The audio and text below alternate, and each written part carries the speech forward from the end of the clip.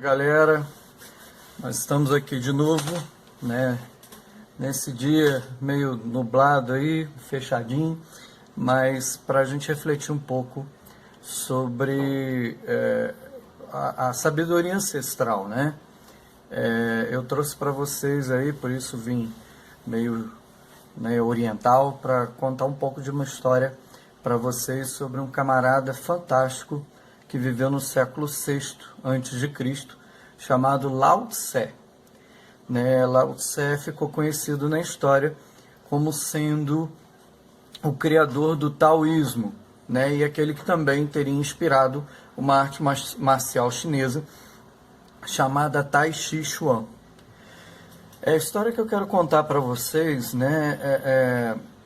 ela está ligada à própria existência, à própria história de vida do Lao Tse. O Lao Tse era um bibliotecário, do imperador chinês, que era tão sábio, e conhecia tão bem os pergaminhos da biblioteca, que foi uma das maiores bibliotecas, do país durante aquele período, de 2.600 anos atrás, que toda vez que o imperador tinha alguma dúvida, ou precisava pesquisar mais sobre assuntos, sobre política, sobre espiritualidade, enfim, qualquer assunto ou quaisquer assuntos, ele, ao invés de ir à biblioteca, ele pedia para que Lao Tse estivesse presente para tirar as dúvidas dele, para aconselhá-lo, enfim. Ele acabou se tornando, durante esse período, o principal conselheiro do imperador. Então, quando Lao Tse não estava aconselhando o imperador, ou não estava na biblioteca, ele acabava indo para uma casa, nas montanhas, que era a sua casa de descanso. E diz a história que num período de grande inverno, nevava muito nas montanhas, Lao Tse se deparou com uma realidade no mínimo curiosa. Ele viu um carvalho, uma árvore incrível, enorme, forte, e ficou imaginando quanto de neve seria necessário para tombar aquele carvalho. E, de contrapartida, ele também observava um pequeno arbusto, que não bastasse algum pouquinho de neve, ele logo se envergava e parecia que quebraria a qualquer momento. Pensava Lao Tse consigo, certamente, que não tardaria até que ele simplesmente rachasse. Porém, o curioso aconteceu. À tardinha, já ao cair da noite, quase, praticamente, ele ouviu um estrondo. E o carvalho havia rachado ao meio. Tamanho foi o peso da neve. E o arbusto permanecia ali, inteiro. E ele ficou curioso com o arbusto. Só que toda vez que ele tentava prestar atenção no arbusto, o que acontecia? Acontecia ou alguém batia a porta, ou alguma coisa ocorria para que ele não conseguisse ir lá e ver o segredo, conseguir descobrir o segredo do arbusto. E quando o arbusto finalmente envergava, alguém batia a porta, enfim. Ele, quando voltava, o arbusto estava lá, direitinho, incólume, como se nada tivesse acontecido, sem nenhuma pegada ao redor, Então ele ficou curioso. Um belo dia ele sentou na varanda, arrumou as coisas dele todas, inclusive diz a história até que ele arrumou um pinico para que ele não precisasse sair dali de forma alguma. Então ele se assentou e ficou esperando pacientemente o que iria acontecer com o arbusto, qual era o segredo do arbusto. Então, num determinado momento, ele começou a perceber que, devido ao peso da neve, o arbusto ia se envergando,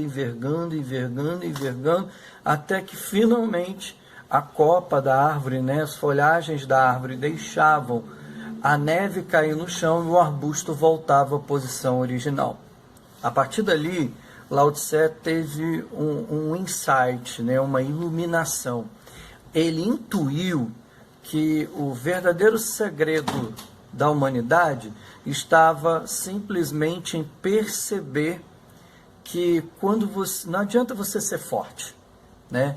Sempre que você for forte ou se perceber forte, alguém vai ser sempre mais forte do que você.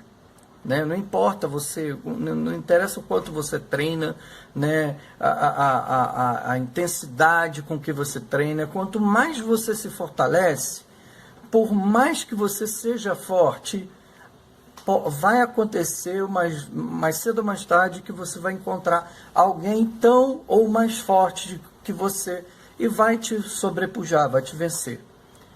Ele percebeu que o arbusto não era forte. Mas o segredo do arbusto estava na maleabilidade. O arbusto era maleável, ele desviava do obstáculo, né? Por vezes a gente não percebe, mas a vida também é assim. Não adianta a gente ser resistente, a gente manter, há determinados momentos da vida da gente que ser resistente demais só nos causa danos, só nos dá problemas, só nos traz problemas. Né? Então, é muitas vezes necessário, como dizia Lao Tse, desviar-se. Daí nasceu a filosofia de vida dele, o estilo, o modo de viver e ser dele, que mais tarde ficou conhecida na China, ou no conceito taoísta como Wu Wei. Agir sem agir, quer dizer desviar-se. Não adianta forçar uma barra para que ela aconteça do jeito que você quer. Se ela tiver de acontecer, ela vai acontecer, né? Não force. Isso também me faz lembrar um pouco das atitudes da minha avó, né? Dona Maria José. Ela era muito assim, ela era determinada quando necessário, ela fazia o que era preciso fazer, mas quando ela percebia que não tinha como, ela entregava nas mãos de Deus, né? Do mistério profundo que ela chamava de Deus. Por vezes a gente também quer que as coisas aconteçam do jeito que a gente quer, né? Existe uma regra, ficou conhecida como regra de ouro, né? Não faça aos outros aquilo que você não gostaria que fizessem com você. Essa é a regra que todas as grandes religiões do mundo, né, seguem e procuram ensinar. Não vamos fazer para o outro aquilo que a gente não quer para a gente. Que a gente possa rever um pouco a caminhada da gente, as atitudes da gente. Quando Jesus esteve entre nós, como ser humano, né, fisicamente, por assim dizer, historicamente, né, ele fez uma pequena modificação nessa regra. Ele tirou os nãos. Ao invés da regra de ouro ficar definida como não faça ao outro aquilo que você não gostaria que fizessem com você, ela se tornou algo positivo. Faça ao outro aquilo que você gostaria que fizessem com você. Isso muda tudo, isso muda a maneira de ver, muda a maneira de ser. Ele te obriga, por assim dizer, a se colocar no lugar do outro, né?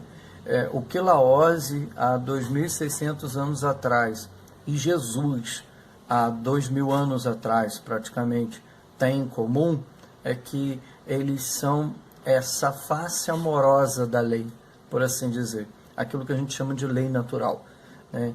Eles resgatam de forma intuitiva, né, o olhar diferenciado sobre a própria vida, sobre o próximo, sobre a natureza, enfim, sobre a própria existência. Galera, é isso, que a gente possa aproveitar essa riqueza da ancestralidade, né, dos grandes valores que nos deram e nos dão ainda hoje as religiões, olhando sempre com um olhar crítico, né?